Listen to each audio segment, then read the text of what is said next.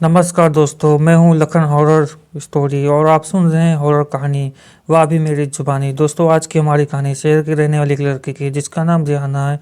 तो चलिए अब यह कहानी रिहाना के पॉइंट ऑफ व्यू से सुनते हैं ये। लेकिन कहानी को शुरू करने से पहले, जैसा कि आप लोगों ने हमेशा कहता हूँ, वैसे तो आप लोगों ने बहुत सी हॉरर कहानियाँ सुनी होंगी, लेकिन मुझे पूरी उम्मीदें हैं कि आज की हमारी यह कहानी सुनकर आपको सच में डर का एहसास होने वाला है। बस मेरी आपसे इतनी गुजारिश है कि आप अगर इस कहानी को पूरा सुनेंगे तो आपको सच में बहुत ज़्यादा मज़ा आने वाला है। साथ ही अगर आप पहली बार हमारे इस चैनल पर आए हैं तो चैनल को अभी सब्सक्राइब कर लीजिए। ऐसा करने से हमारी और आपकी नज़दीकियाँ बढ़ जाएंगी और आगे आने वाली वीडियो आप तक आसानी से पहुंच जाएगी।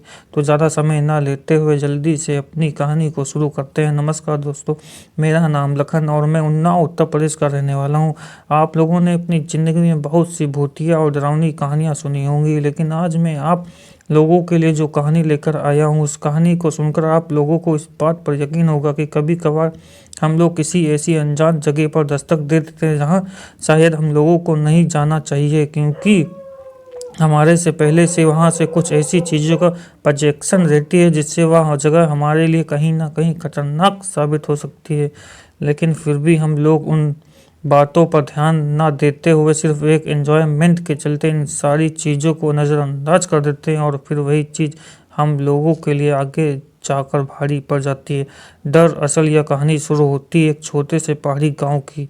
वहाँ की वादियाँ खूबसूरत थी, लेकिन वहाँ के लोगों का कहना था कि उस जंगल में कुछ अनजाना साया घूमता है। आर्यन गांव का एक साहसी लड़का था। वह इस कहानियों पर विश्वास नहीं करता था। एक दिन उसके जंगल में अकेले जाने का फैसला किया। वहां उसकी मुलाकात रिहाना से हुई। आर्यन सुंदर, शांत और रहस्यमय था। वह जंगल के बीचों बीच एक पुरानी हवेली में रहता था। आर्यन और रिहाना की मुलाकातें बढ़ने लगी। आर्यन को रिहाना से प्यार हो गया, लेकिन रिहाना उसे बार बार कहती है, प्यार तुम्हारे लिए ठीक नहीं है, मैं एक अंधेरे सच के साथ बंधी हूँ। आर्यन ने उसकी बातों को अनसुना कर दिया। एक रात पूर्णिमा के चांद के नीचे आर्यन ने रिहाना से कहा कि वह उसके साथ अपनी पूरी जिंदगी बिताना चाहता है। तभी अचानक हवाओं से जोर पकड़ा। जंगल के पेड़ सरसराने लगे। रिहाना की आंखें लाल हो गईं और उसकी आवाज़ बदल गई। उसने कहा, मैं इंसान नहीं हूँ, मैं इस जंगल की एक आत्मा हूँ जो सदियों से इसी हवेली में बंधी हुई हूँ। आर्यन को सच जानकर झटका लगा, लेकिन उसका प्यार सच्चा था। उसने कहा, मैं तुम्हारे इस अंधेरे सच के साथ भी तुम्हें अपनाऊंगा। रिहाना ने उसे चेताया कि अगर वह ऐसा करेगा तो उसे भी उसी शराब का हिस्सा बनना पड़ेगा। आर्यन और रिहाना की आत्माओं की कहानी यहीं खत्म नहीं हुई। जब आर्यन ने अपनी ज़िंदगी रिहाना के लिए कुर्बान कर दी तो उसने यह सोचा था कि अब वे दोनों हमेशा साथ रहेंगे, लेकिन उस जंगल का श्राप इतना भयानक था कि उसने उनके प्यार को भी चैन से जीने नहीं दिया।